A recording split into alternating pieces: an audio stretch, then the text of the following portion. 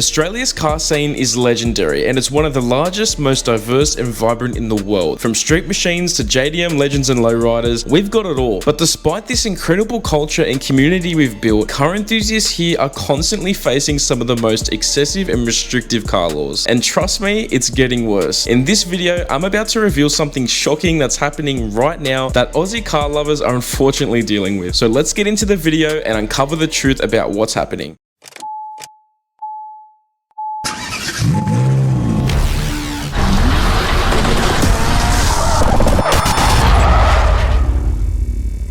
So you're probably thinking from that intro, how can it possibly be that hard to be a car enthusiast in Australia? Because Australia does have a huge reputation for having such a good car culture, which is honestly very true. Australia has one of the best car cultures in the world, in my opinion. But what a lot of people don't know, especially people that are living overseas and from the outside looking in, is just how hard it really is to live in Australia and have a passion for cars and really try and enjoy and live with this hobby. Because there are a lot of things that we have to deal with, which a lot of car enthusiasts overseas don't really have to. And that's what I'm going to get into in this video. So in Australia, there's an authority called the EPA, which stands for the Environment Protection Authority. And the EPA is an independent agency that is responsible for regulating and protecting the environment. And you might be thinking, that sounds really good. How would that possibly affect car enthusiasts living in Australia? You'd be surprised, but the EPA really affects us in a lot of really bad ways. So basically, as it currently stands right now, absolutely any member of the public without any experience, any credentials, or any evidence or proof whatsoever can call up the EPA and can say, hey, I've seen this car, here's the number plate, here's the street, here's the time, and their car, their exhaust was noisy. That is literally all it takes. A completely anonymous and random claim that a car is noisy is all it takes. And basically a month after that report, you get a warning letter in the mail saying that your car is noisy, and if you get reported again, that you have to get it inspected, which is literally insane. There's no proof, no credentials, no nothing. Like, how is that enough basis to actually send through a report and throw it in an inspection or fine? It's literally insane. And this has happened to so many people I know, even myself. That's how the system works in New South Wales. I believe in Victoria and some other states it's quite similar, but I believe there has to be someone that's registered with the EPA or has some sort of experience that can randomly report you. In New South Wales, where I am, any member of the public can report it and it goes through, which is nuts. It doesn't make sense, and I'm not the only one that thinks this. There's literally thousands and thousands of car enthusiasts in Australia that feel the same way, and there's plenty of petitions that are going around. It's honestly just so stupid. Like, you can just get someone on a bad day or some Karen that doesn't like car people, and you could be doing nothing wrong, but just because they see a modified car, they can literally just call and report your car just on no evidence. I'm actually going to give the EPA a call and ask them basically directly what the process is like, what evidence they need. So I'm going to give them a call right now.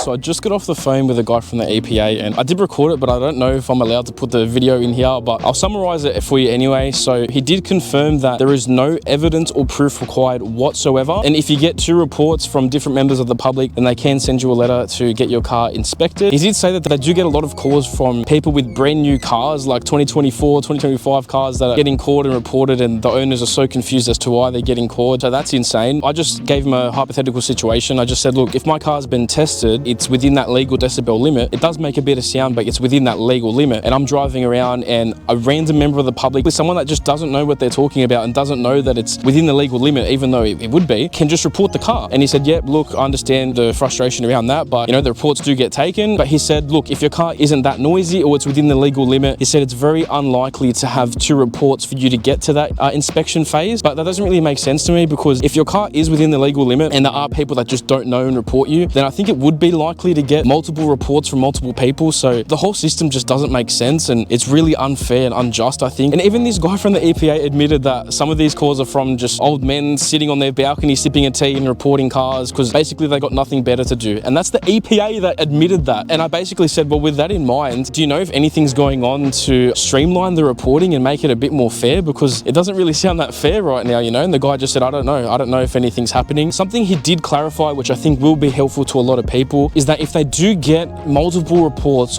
of the same car from the same person, they won't put it through to an inspection, because they understand that there are some people that they just don't like someone and they got something against them. And yeah, they actually take that into account, which is something very notable that he said. At least that's something, but overall, the whole process is just a joke. You might be thinking, it can't get any worse than that. Well, you'd be wrong. What I'm going to do now, I'm going to go for a little drive to Brighton, and I'm going to be showing you guys, I guess right in front of me, what's being trialed in Sydney right now, which could very well be implemented implemented all around Australia and in other countries too. So let's head down to Bay Street. So I'm currently in Bay Street in Brighton Les Sands, and in Bay Street, I've got it here on my phone. Brighton Les Sands is participating in Australia's first noise camera trial. So you heard that right, literally noise cameras. Right here above me, that is the noise camera that is currently installed at Bay Street to detect noisy vehicles that are coming through here. So let's say there's like 5 or 6 cars driving through here. How is this camera able to tell which is the car making the noise? It doesn't really make sense to me, but this is a real thing, guys. This is right here, right in front of me. I'm showing you guys. This is the very first one that's been implemented in Australia. It's not like it's just some article that it's maybe hit or miss if it's true or not. This is a real thing, guys, right here, right in front of me. Pretty nuts to think about. So if this is happening here in New South Wales, this could definitely happen in other states and other parts of the city or the area. So the reason why that camera's been put up in Bay Street is because Brighton, Les Sands, this suburb, and especially Bay Street, it's been notorious for many, many years for, I guess, kind of a cruise hotspot for many car enthusiasts. It's more than fair to be able to just cruise through an area, but there is that minority of, I guess, idiots that have done burnouts through here, redlined it through here when there's families and kids and people at restaurants around. So it hasn't really helped with the reputation of being a car enthusiast in this area. Some of you guys will even know the infamous S15 that was all over the news a few years ago, doing full donuts and big burnouts right here in Bay Street.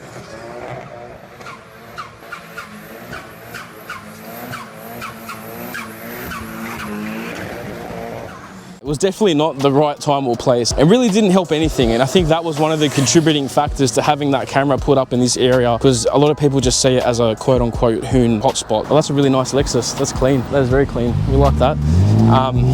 Yeah, the technology just doesn't make sense. Like, let's say, for example, there's a stock Toyota Corolla in front of you, and that car's got a big exhaust leak making a lot of noise. And let's say you're in a 90s JDM car that has a stock exhaust, but the Corolla with the exhaust leak sets off the noise camera. It takes a photo or a video, and they're just going to see the modified car and just assume, oh yeah, it's that. I don't know how this is going to work. But something I forgot to mention, this noise camera in Brighton, it is currently a trial from what I can see, and the trial is expected to finish in December 2025. And from what I'm seeing, this trial is in collaborative effort between the EPA, the Bayside Council, and New South Wales Police as well. So yeah, the EPA also has their hand in this as well. So when this trial finishes, there is a high likelihood that this could be set in stone. It could be in permanent places, not just in Bay Street, but in plenty of areas all around Sydney, all around Australia, and possibly even all around the world. And when it comes to the noise cameras, I think it's a bit hit or miss. Like, you really shouldn't be redlining or being excessively loud in those areas anyway. Like, if all you do is cruise through these areas anyway, it shouldn't really affect you or be that much of a problem. And I don't even know about motorcycles. Like, how are the motorcycles going to get through that? So I'm really curious to see what you guys think about all of this. Do you think the system's fair? Do you think it's a good thing or a bad thing, these noise cameras coming about? And do you think that these noise cameras will have a really bad effect on car enthusiasts in Australia? But yeah, just the fact that we have to deal with, on top of the strict police and modified car laws, we also have to deal with the EPA, both with getting your car randomly reported with no evidence, and also have to deal with these noise cameras now, which, yes, as I said, it is just a trial, but it might not be a trial for much longer. And the fact that Australia has such a massive and awesome car culture right now, it really shows just how strong and huge of a passion cars really are to us Australians, despite how hard it is to actually be one here. So I'll leave the video there, guys. Please comment down below your thoughts on everything we've spoken about, and even your own experiences. I'll be really curious to see what you guys have gone through living as a car enthusiast in Australia. So yeah, let us know your thoughts down below. I'm really keen to see what you guys think. So I really hope you guys enjoyed the video, and if you did, please make sure you like, comment, and subscribe, and I'll see you in the next one on That Car Life.